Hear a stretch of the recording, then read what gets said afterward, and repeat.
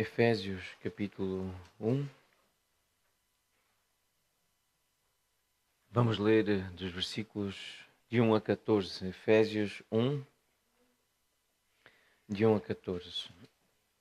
Paulo, apóstolo de Cristo Jesus, por vontade de Deus, aos santos que vivem em Éfeso e fiéis em Cristo Jesus. Graça a vós outros e paz da parte de Deus, nosso Pai, e do Senhor Jesus Cristo. Bendito Deus e Pai de nosso Senhor Jesus Cristo, que nos tem abençoado com toda a sorte de bênção espiritual nas regiões celestiais em Cristo. Assim como nos escolheu nele antes da fundação do mundo para sermos santos e irrepreensíveis perante ele, e em amor nos predestinou para ele, para a adoção de filhos por meio de Jesus Cristo, segundo o beneplácito de sua vontade, para louvor da glória da sua graça que ele nos concedeu gratuitamente no amado, no qual temos a redenção pelo seu sangue, a remissão dos pecados, segundo a riqueza da sua graça, que Deus derramou abundantemente sobre nós em toda a sabedoria e prudência, desvendando-nos o mistério da sua vontade, segundo o seu beneplácito que propusera em Cristo, de fazer convergir nele, na dispensação da plenitude dos tempos, todas as coisas, tanto as do céu como as da terra. Nele, digo, no qual fomos também feitos herança, predestinados segundo o propósito daquele que faz todas as coisas conforme o conselho da sua vontade, a fim de sermos para louvor da sua glória. Nós, os que de antemão esperamos em Cristo, em quem também vós, depois que ouvistes a palavra da verdade, o evangelho da vossa salvação, tendo nele também crido, fostes selados com o Santo Espírito da promessa, o qual é o penhor da nossa herança, até ao resgate da sua propriedade em louvor da sua glória. Nós estamos aqui hoje reunidos por causa do compromisso com uma visão, a visão de ver estabelecida uma igreja bíblica, madura, nesta região da Grande Lisboa, com um corpo de crentes em Cristo Jesus que têm fé semelhante nas Escrituras, empenhados na edificação mútua, sob o ensino e autoridade de presbíteros e diáconos qualificados, obedientes às ordenanças, isto é, o batismo e a ceia do Senhor, que valorizam a santificação e a evangelização do mundo através da pregação do Evangelho. Então essa é a nossa intenção, estarmos aqui para cumprir esse propósito, de perseverar nesse compromisso com esta visão. E aqui neste capítulo, em Efésios, a igreja é descrita, é um poema, é um lindo poema, a forma como Deus usou Paulo para descrever aquilo que é ser igreja. Então nós vemos logo no versículo 1, que também no versículo 4 repete essa ideia de sermos santos. A igreja são os santos que vivem numa cidade, numa região. Estes viviam na região de Éfeso, na cidade de Éfeso.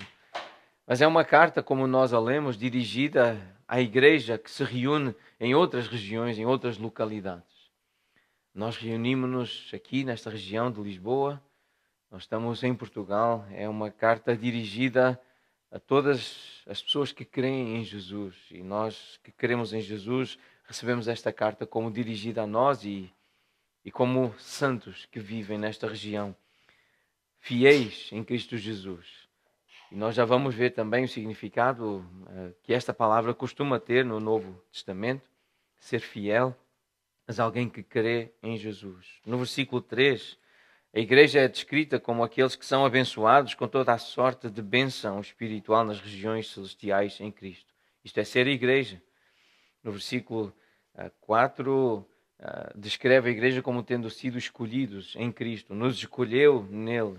Versículo 5 e também no versículo 11 usa essa expressão ser predestinado para ele e a ideia de também para a adoção de filhos. Versículo 7, temos a redenção pelo seu sangue, a remissão dos pecados. Versículo 12, A igreja é para louvor da sua glória, tanto no 12 como no versículo 14. O versículo 10 fala de convergir nele, de juntar com ele. Convergir é unir pontos de vista, é unir visões, é unir a mente, convergir, tocar no mesmo ponto, e esse ponto é Cristo, fazer convergir nele. A igreja é uma reunião de pessoas que convergem, que se juntam, que se reúnem por causa de Jesus. Tudo para louvor da sua glória.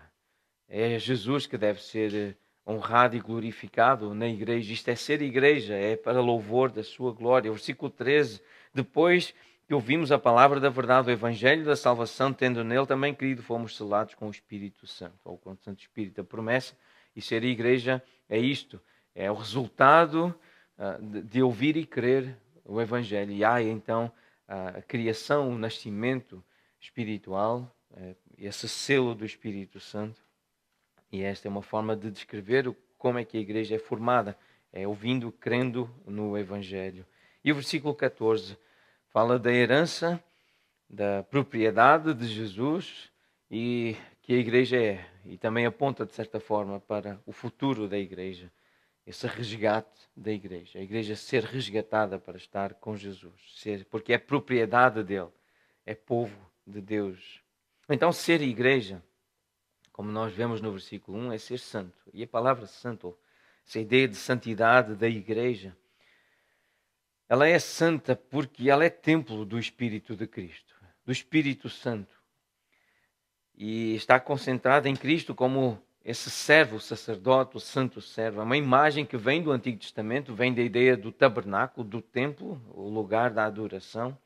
Então, como o povo santo, os cristãos devem ser considerados, por isso também santos. Esse título é um título usado para descrever a igreja, porque ela foi resgatada, comprada, foi separada para o Senhor Jesus. Os crentes foram santificados por Cristo.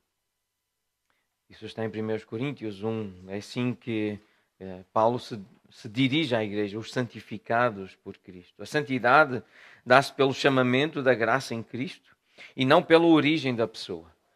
A pessoa torna-se santa quando ela é chamada, e esse chamado é eficaz, esse chamamento é eficaz, é aí que se torna santa, separada para ele. Não é porque ela nasceu num determinado clã, numa tribo, num país, não tem a ver com a origem, a sua família, mas sim com a origem espiritual, quando é chamada por Cristo. O povo santo tem uma herança divina, e nós vemos isso no Novo Testamento, e aqui neste versículo 14 é mencionado claramente essa expressão, herança, o resgate da sua propriedade. Mas o livro de Deuteronômio, como nós temos estudado também, apontando para essa herança dos santos, do povo de Deus, dos filhos de Deus, que aponta para essa morada eterna com o Senhor. A vida santa dos cristãos é uma outra dimensão desta expressão de sermos considerados santos. Os cristãos devem oferecer-se como um sacrifício ao Senhor. Também uma linguagem associada ao culto no templo, ao culto no tabernáculo, aquilo que os judeus faziam. E em Romanos 12, então, nós temos essa expressão. O culto tem a ver com esse sacrifício da pessoa se consagrar, se entregar, se oferecer a Deus, a sua vida, os seus pensamentos, as suas ações, as suas atitudes. Consequentemente, o aspecto ritual repercute sobre o aspecto ético, aquilo que está certo, aquilo que é bom, aquilo que é correto. E nesse caso, ressalta-se a pureza. Aquilo que Deus quer encontrar em nós é um coração puro, com motivações puras, como Jesus ensinou, bem-aventurados os limpos de coração, porque verão a Deus. É essa limpeza que a palavra de Deus produz nos filhos de Deus, naqueles que estão a ser santificados.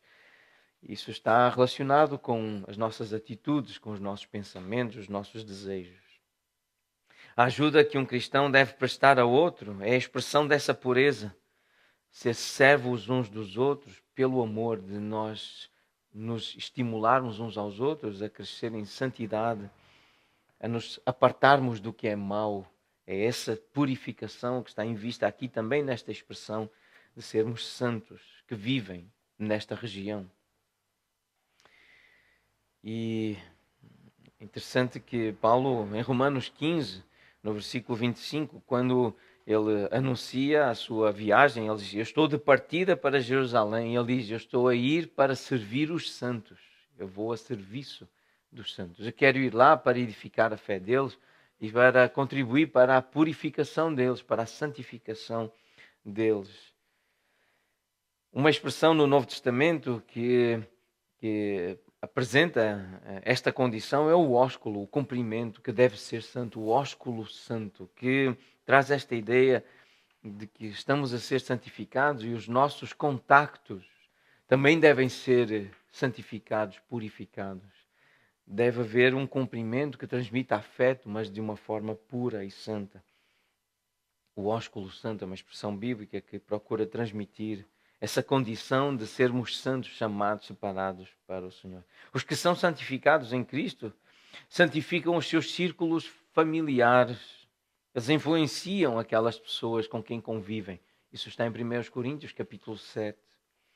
Santidade, nesse caso, tem um conteúdo moral e opõe-se à impureza, especialmente na sensualidade dos que não conhecem o Senhor. À medida que o crente rejeita comportamentos impuros, imorais, e que vai propondo comportamentos que são de acordo com a vontade do Senhor. Então, ser santo tem este tipo de implicações, como nós podemos agora lembrar ao longo de algumas passagens bíblicas. Ser igreja, portanto, é ser santo, mas é ser fiel. E a palavra fiel, ela também é importante, que recordemos o sentido bíblico, ela é importante ser lembrada, porque fiel está associado à verdade, ser verdadeiro. Pessoas que se mostram justas, responsáveis, sérias nos negócios, nas transações comerciais, na execução de orientações, no desempenho de obrigações, quando são orientadas para fazer alguma coisa e fazem com responsabilidade, com seriedade, são consideradas pessoas fiéis. É este o sentido da palavra fidelidade, ser fiel. Também no sentido de alguém que mantém a fé com a qual se comprometeu e mantém essa fé, mantém essa crença. É alguém também digno de confiança. Uma pessoa fiel é uma pessoa em quem se pode confiar. É uma pessoa que crê, uma pessoa que confia, alguém que crê e confia nas promessas de Deus. É considerado um fiel. Alguém que está convencido de que Jesus ressuscitou dentre os mortos. Não apenas que morreu, não apenas que é um personagem histórico, não apenas que é um professor sábio, mas vai além disso. Um fiel no Novo Testamento é alguém que crê que Jesus ressuscitou, portanto está vivo e Ele é Senhor de todos. É alguém que foi persuadido de que Jesus é o Messias. Ele é o autor da salvação, Ele é o cumprimento das profecias. Ele é também o próprio Deus. Ser igreja é ser santo, é ser fiel, mas é ser abençoado espiritualmente, como nós vemos no versículo 3, é ser escolhido, predestinado, é ser adotado como filho, é ser redimido, portanto comprado, é ser liberto da pena do pecado, ser reunido, convergido em Cristo. Há essa conversão, essa ideia de apontar para Jesus, de termos os nossos pensamentos e olhares convergidos em Cristo, como está aí no versículo 10. É ser para louvor da glória de Deus, para a glória de Cristo, para que Ele apareça, para que Ele cresça em nós, para que o nome dEle seja honrado, que o louvor, o mérito lhe seja sempre reconhecido e concedido. É ser igreja, é ser selado pelo Espírito Santo depois de ouvir o Evangelho e de crer em Jesus. Ser igreja, como nós lemos neste poema, é ser de Jesus e ter a promessa de ir para Ele e ficar com Ele para sempre. Isto é ser igreja. É assim que Paulo canta ou ele descreve desta forma tão bonita o que é ser igreja. Portanto, nós somos igreja e ser igreja, ser cristão é ser agraciado, como nós também podemos destacar aí em 2 versículos neste parágrafo que nós lemos. O versículo 6 diz que menciona a expressão graça, que Ele nos concedeu gratuitamente no amado. Então, a ideia é repetida aqui. Graça que Ele nos concedeu gratuitamente em Cristo. Então, ser igreja é ser agraciado, é ter a redenção segundo a riqueza da sua graça. Nós não somos igreja porque merecemos, nós não somos crentes porque queremos ser crentes. Nós somos crentes principalmente porque fomos agraciados. Nós sabemos dessa dimensão, desse paradoxo que nós temos que lidar com as nossas decisões, com a nossa vontade, com o nosso desejo. Nós sabemos que somos responsáveis pelos nossos pensamentos, por aquilo que acreditamos. Nós temos responsabilidade, mas se nós somos cristãos, a Bíblia é muito clara. Se nós somos igreja, a Bíblia afirma categoricamente que o somos porque fomos agraciados. Nós recebemos isso de graça.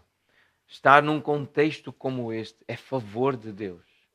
Estar num ambiente em que estamos a ser lembrados acerca do que é bom, estamos a ser estimulados a praticar o bem, a fazer o que é bom para os outros, e por isso também é bom para nós, é graça de Deus, é favor, é uma expressão do amor e da bondade de Deus.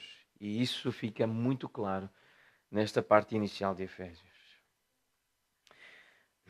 Como já dissemos, então, Efésios, este livro, esta carta, ela é uma carta muito prática sobre a identidade da igreja, para ela vir a ser aquilo que foi e que já é, em essência, mas que seja na prática. E nós temos um texto que foi escrito, por nós foi adaptado, mas ele foi escrito com base em outras passagens, não apenas em Efésios.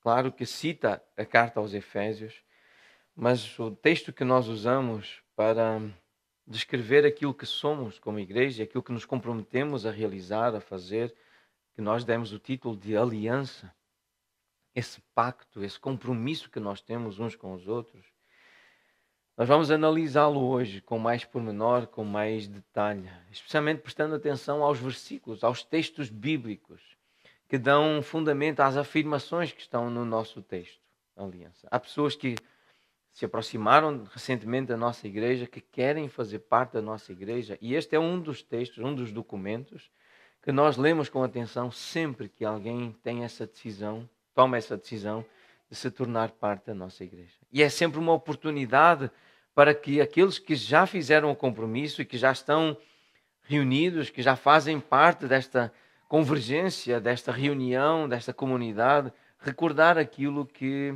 se comprometeram a fazer, se comprometeram a ser. Porque estas afirmações, estas frases, elas são extraídas da Bíblia, como nós vamos ver agora, principalmente prestar atenção aos textos bíblicos.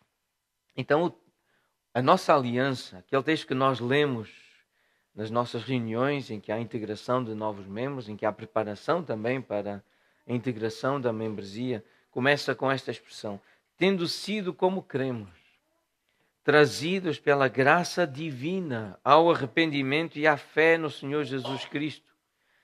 E especialmente a partir do capítulo 2 de Efésios, nós lemos isso. E também de Romanos 2, o versículo 4, é a graça e é a bondade de Deus que nos leva a crer. São textos bem conhecidos, podemos destacar algumas das ideias destes textos aqui. Deus sendo rico em misericórdia. De novo, é Deus que está a agir. O mérito é dele, é ele que é rico em misericórdia. É o grande amor que ele tem por nós. Então, foi ele que exerceu esse poder de nos transformar, de pessoas mortas espiritualmente, terem vida, terem fé espiritual. É isso que está descrito aqui em Efésios 2. É, portanto, como lemos em Romanos 2, é a bondade de Deus que nos conduz, é a sua paciência para conosco que nos conduz ao arrependimento. Então fomos conduzidos, fomos trazidos pela graça divina ao arrependimento, à fé no Senhor Jesus, para lhe rendermos as nossas vidas. Como Paulo descreve em Gálatas 2:20, já não sou eu quem vive, mas Cristo vive em mim, e agora esse viver que tenho na carne, vivo pela fé no Filho de Deus que me amou e a si mesmo se entregou por mim. Por isso eu entrego-me a Ele. Eu penso nele, eu penso em como lhe agradar, eu quero servi-lo, eu quero viver para ele. Render a vida é isso, eu quero fazer a vontade dele. Eu não vou insistir em fazer aquilo que eu quero, aquilo que eu gosto, mas assim eu vou fazer aquilo que Deus quer que eu faça. E tendo sido batizados sob a nossa profissão de fé em nome do Pai, do Filho e do Espírito Santo, como nós lemos em Mateus 28, em Atos 8, esta ideia de sermos batizados e de estarmos empenhados também em cumprir esta ordenança de batizar outros. Tendo sido batizados sob a nossa profissão de fé, em nome do Pai, do Filho e do Espírito Santo, confiando na ajuda da sua graça solene e alegremente, nós renovamos esta aliança como membros desta expressão local do corpo de Cristo na Terra. É isto que nós costumamos afirmar com base nestes textos, nestas passagens. Mateus 28, um texto bem conhecido, a grande comissão, quando o Senhor Jesus, tendo autoridade para o fazer, ele manda os seus discípulos irem anunciarem o Evangelho, falarem de todas as coisas que ele ensinou, que ele ordenou. E então isso é fazer discípulos, batizando-os então em nome do Pai, do Filho e do Espírito Santo, ou seja, em nome de Deus.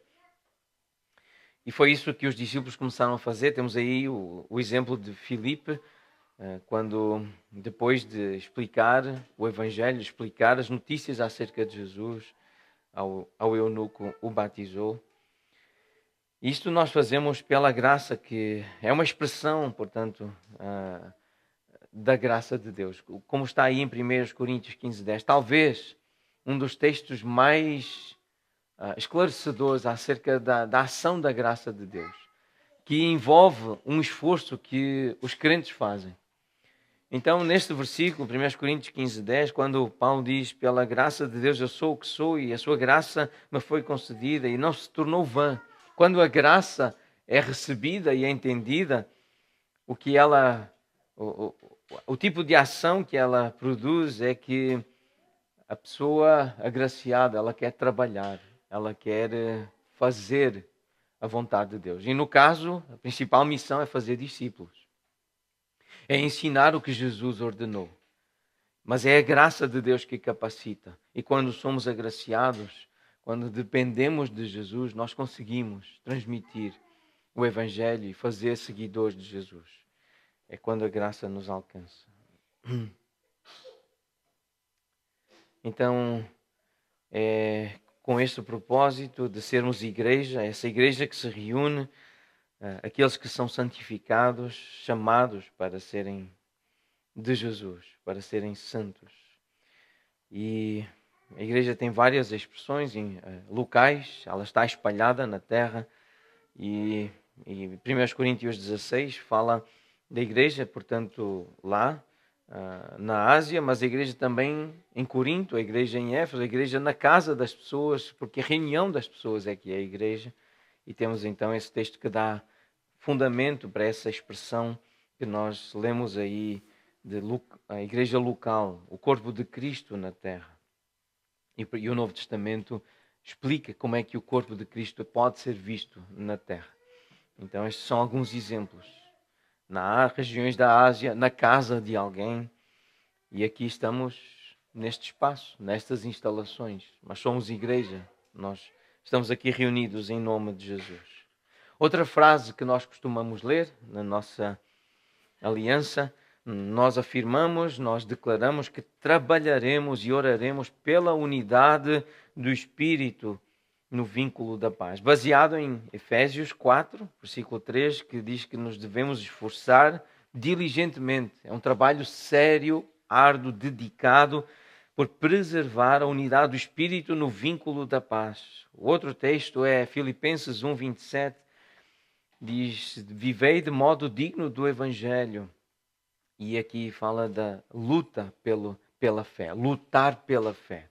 Trabalhar implica estudar, conhecer, conversar, prestar atenção àquilo que está a ser ensinado, lembrar, não esquecer, afirmar, mesmo contra a tendência do mundo, mesmo contra a tendência até da nossa família, da nossa carne, mas contrariar, é uma luta. Nós afirmamos a verdade, nós anunciamos aquilo que é a verdade, aquilo que é da paz.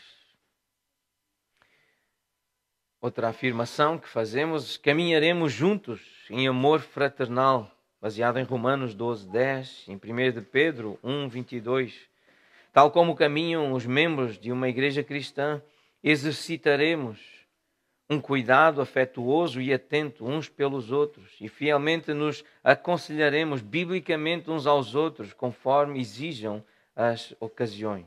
E o fundamento para esta afirmação está em Colossenses 3:16 e em 1 Tessalonicenses 5:14.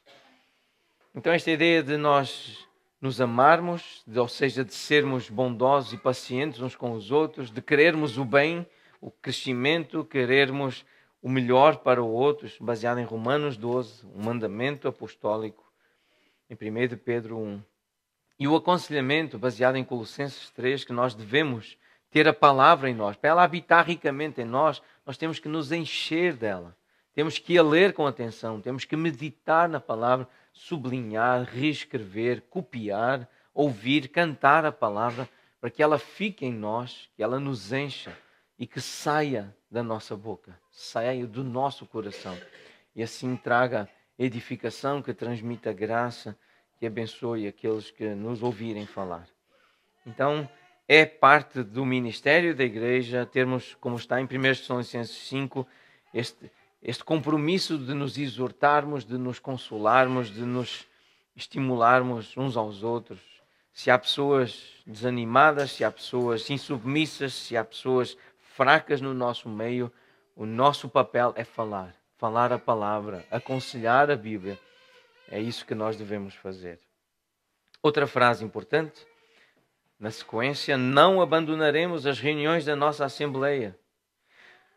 Ou seja, nós devemos perseverar com os outros crentes. Esta ideia de não abandonar, tanto em Atos 2, num texto bem conhecido, mas também em Hebreus 10, 24 e 25, não deixar de nos reunirmos, nem negligenciaremos a oração por nós e pelos outros, como lembramos em Romanos 12, que devemos perseverar na oração, e em Colossenses 4:2. Então, estarmos reunidos presencialmente, estarmos com pessoas, lermos juntos a Bíblia, meditarmos juntos nos mesmos textos e orarmos uns pelos outros. É mandamento bíblico, é orientação bíblica. E por isso nós afirmamos que temos este compromisso uns com os outros de não abandonar a reunião, não abandonar o ajuntamento e não deixar, não negligenciar a oração por nós mesmos e pelos outros. Um texto importante sobre a igreja é Hebreus capítulo 10. Este capítulo de Hebreus, ele pode ser descrito desta forma como um projeto para a nossa vida, juntos como igreja. Esta é uma frase que foi usada para como que resumir todo o capítulo 10 da carta aos Hebreus. Um projeto para a nossa vida juntos como igreja. Então, anotem este capítulo. É um capítulo importante sobre ser igreja. Ele começa por apresentar Jesus, logo no início do capítulo 10, os versículos que este autor, que nós não sabemos exatamente quem foi, mas este homem de Deus, que Deus escolheu para falar aos crentes hebreus, aos crentes judeus, mas ele começa por exaltar Jesus. As primeiras ideias do capítulo 10 é uma exaltação a Jesus como a última esperança para todas as pessoas. É o cumprimento do Antigo Testamento, das promessas que estão no Velho Testamento. É o sacrifício final e completo. É o perfeito sumo sacerdote. É assim que o capítulo 10 apresenta Jesus. A obra de Cristo realizada. Cristo fez tudo o que era preciso ser feito. Em Cristo nós podemos ser perdoados do nosso pecado quando nós nos arrependemos e cremos. Essa é a mensagem do capítulo 10 e descreve o que é ser igreja. Então é um capítulo importante para a igreja. Se existe perdão final dos pecados e perfeita união com Cristo, então a pergunta é, se existe isso, o que é que nós devemos fazer? O versículo 23 desse capítulo 10 diz: guardemos firme a confissão da esperança, sem vacilar, pois quem fez a promessa é fiel. Então é manter essa perseverança, esse compromisso, porque Ele é fiel, Ele vai cumprir as promessas que nos fez. Então é olhar para o Senhor.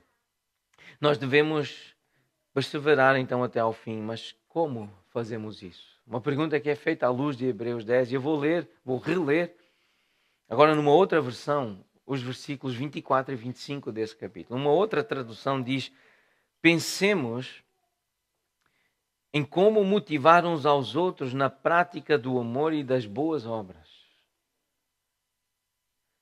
Não deixemos de nos reunir como fazem alguns, mas encorajemo-nos mutuamente, sobretudo agora que o dia está próximo. Então vamos nos lembrar, vamos pensar como é que eu posso ajudar os meus irmãos a crescerem, a se fortalecerem na fé. E depois vem a resposta: como é que eu posso fazer isso? Não deixando ou permanecendo nas reuniões, estando perto, estando junto, participando ativamente nas reuniões, falando, ouvindo com atenção. A vida cristã é fundamentalmente corporativa. É do corpo, não é individual, individualista, mas corporativa. É aquela ideia de considerar um ao outro, de estimular ou motivar um ao outro, de ver alguém desanimado, alguém fraco e usar palavras, usar ilustrações, usar canções para animar esse irmão no Senhor, ou ajudando a olhar para a frente, para o futuro, para o consolo que nós temos na confiança da ressurreição, de estarmos vivos de novo.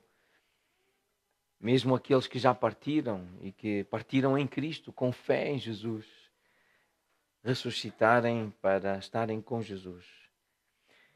Uma das afirmações baseadas neste capítulo 10 é que nós gostamos de comunidade, nós temos prazer, alguns de nós, mas a maioria das pessoas valorizam a comunidade, mas muitas vezes desprezam o compromisso. Nós temos tendência a gostar daquilo que a comunidade nos pode dar, mas temos tendência a não gostar daquilo que nós temos que dar à comunidade, o nosso compromisso, a nossa parte. Só que estes são uma e a mesma coisa. Não existe verdadeira comunidade sem compromisso de cada parte. Para haver uma verdadeira comunidade, para que haja uma vida em comum, é preciso haver o compromisso de cada parte. Cada um tem que assumir a sua parte, fazer o sacrifício de se negar a si mesmo e de valorizar o outro, de procurar o bem do outro. Portanto, este texto, a aliança, é o resumo dos compromissos que a Bíblia nos chama a fazer uns com os outros. E este capítulo 10 dá-nos então essa base de vivermos igreja, desta ideia da reunião. Porque é que nós nos reunimos? O capítulo 10 explica muito bem, o capítulo 10 de Hebreus. Por isso, mais uma frase da aliança: esforçar-nos-emos por edificar tantos quantos venham a estar sob o nosso cuidado. Há pessoas que querem realmente estar debaixo do nosso cuidado, confiam em nós, querem abrir o seu coração, querem contar-nos as suas histórias, os seus medos, as suas aflições. São pessoas que se entregam, que se confiam. Esta ideia de estar debaixo do cuidado de uma igreja local. É isto que deve acontecer numa igreja local, a edificação de uns para com os outros, como está em Romanos 14, em 1 Coríntios 14, 26. Quando vos reunis, um tem um salmo, outro tem doutrina, revelação. Tudo seja feito para edificação. É para o bem, é para crescimento, para fortalecimento. Então há um esforço, esforçar-nos-emos por edificar tantos quantos venham estar sob o nosso cuidado, na disciplina e na admoestação do Senhor.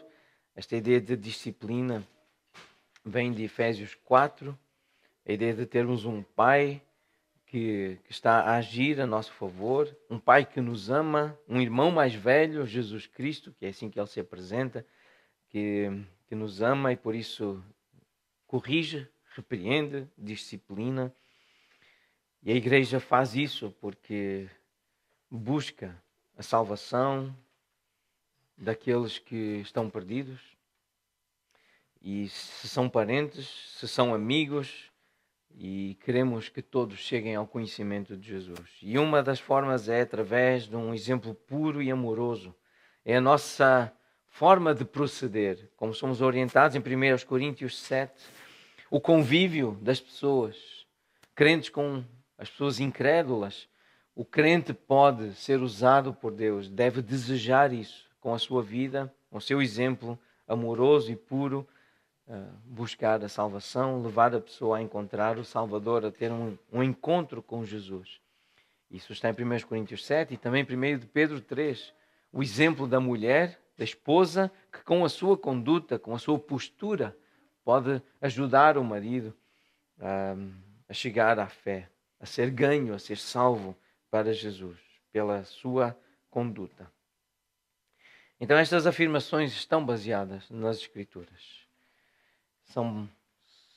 São declarações que nós fazemos, é um compromisso que nós temos renovado, mas que tem um alicerce na revelação clara e específica de Deus, na Sagrada Escritura. Ainda há mais uma ideia que é difícil, mas que nós devemos também procurar pôr em prática. Alegrar-nos-emos com a felicidade dos outros. E isto com base em Romanos 12:15, em 1 Coríntios 12:26, e nos esforçaremos em levar as cargas e tristezas uns dos outros. Romanos 15, 1 e 2, Gálatas 6, versículo 2, e fazer isso com ternura e compaixão. E a base bíblica, Filipenses 4, 5 e Colossenses 3, 12. São mandamentos bíblicos de nós nos alegrarmos com os que se alegram e procurar ser sensíveis e às vezes darmos espaço a essa emoção, sim, da expressão de tristeza, de dor com o choro. Nós somos corpo, nós somos parte do mesmo corpo. Mas eu gostaria de destacar então essa ideia final dessa frase, a ternura e compaixão, que nós temos lido, temos repetido. Mas eu gostaria de usar a linguagem bíblica. A palavra que está em Filipenses 4 é uma palavra grega, que em português foi traduzida para moderação, mas em outros contextos, e normalmente a palavra que está aí traduzida por moderação, ela significa de modo cordato, com cortesia, com suavidade, com gentileza. É o sinônimo, é o sentido dessa palavra. E outro uso, ou uma derivação, é a mesma raiz, a mesma palavra, mas dá a ideia de mansidão, de benignidade, suavidade e, mais uma vez, gentileza. É de procurarmos ser mansos, humildes, gentis com os nossos irmãos. É essa ternura, essa compaixão que deve marcar uma igreja bíblica madura. Quando falamos com os nossos irmãos que estão feridos, que estão fracos, nós devemos procurar nos encher deste sentimento, que é igual ao de Jesus. E é uma palavra que foi escolhida por Paulo na língua grega e que tem este sentido. E que podemos traduzir então desta forma: que a vossa gentileza, que a vossa suavidade, que a vossa benignidade, que a vossa mansidão, que a vossa cortesia seja conhecida de todos os homens. Por quê? O Senhor está perto.